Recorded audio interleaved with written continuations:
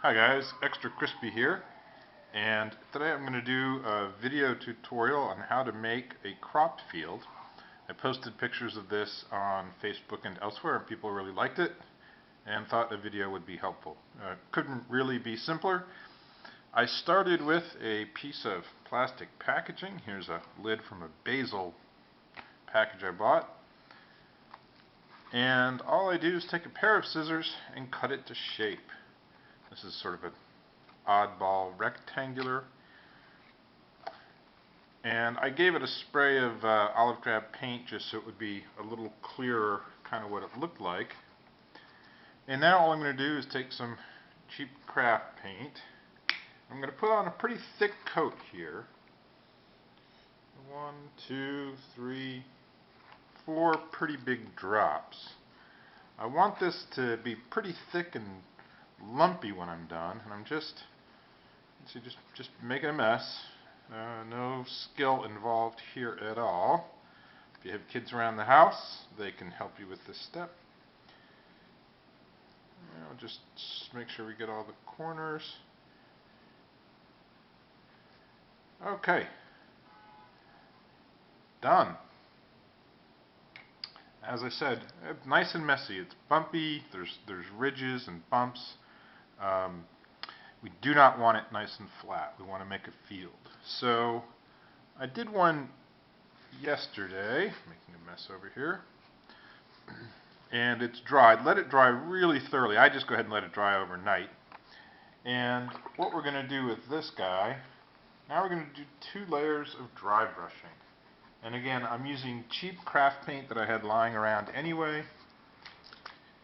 This next color is called Country Tan. Any sort of light brown would do. And we're just going to give this a really heavy dry brush. And we're going to go across the grain of the ridges that we made in the paint. Just like that. Again, you can make a big old mess. It doesn't matter that much. A lot of this is going to get covered up. Da-da-da.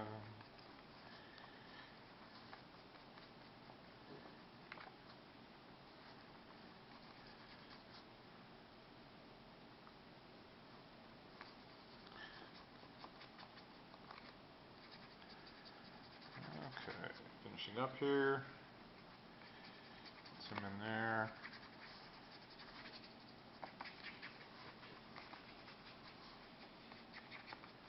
Okay, nice heavy dry brush of the tan.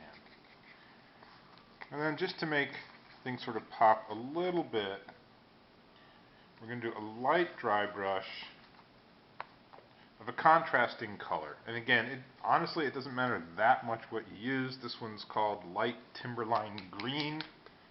Again, another cheap craft paint I just happen to have lying around.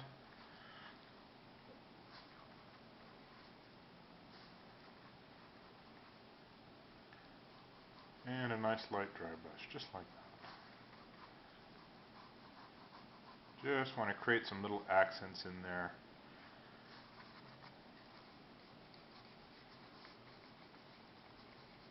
So it's not all one color. There we go. And done. This will dry pretty much immediately. So the next thing we're going to get is our favorite brand of white glue. And we're just going to lay it down. I like to lay it across the ridges in nice, neat little parallel rows, just like this. You want to go almost to the edge of your field. We're going to put a hedge around the edge. That's going to be clump foliage. This is just going to be some fine turf. You can have a row with a gap if you like that. Sort of leave a little space. You can put these closer together if you like. Just kind of up to you. I'm just sort of eyeballing this. Fields are one of those things that if you put a lot of them on the table, even if each individual field itself is not a real piece of artwork, the cumulative effect is really pretty impressive. It really brings a table to life, and for me really sort of creates that illusion. Now here I'm using Woodland Scenic's Blended Turf Green Blend T49 Fine. Again, I've got a whole bucket of this stuff. It's really cheap. I think this is, I don't know, $10 worth or something. I've been using it for ages. I'm going to put a nice heavy coat on, just like that.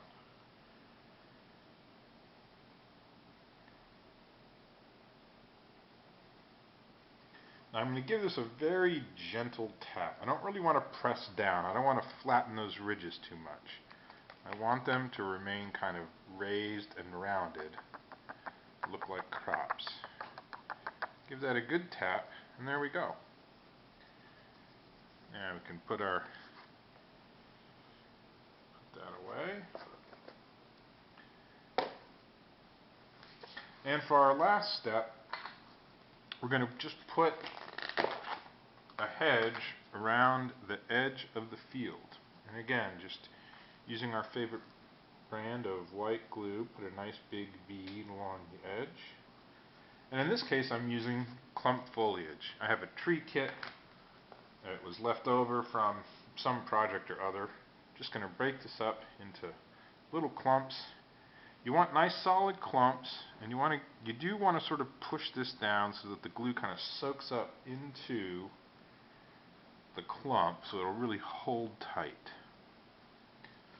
This particular box has a mix of colors which I like. So we got some green, now we're going to go for some darker green. If you have a box that's all the same color, go ahead and use that. It will work just fine. Again, this is sort of more impressionism, so to speak, than really realism. And there goes the foam, just right on time. Anyway, I'm not going to bore you with finishing that all the way around the edge, although I will show the, again, an end result. Last thing, once it's all done, let it dry for a good couple of hours, and then give it a really heavy coat of dull coat or hairspray or whatever you happen to have. Scenic cement works as well. That will really just work to hold everything all together. Okay, thanks for watching.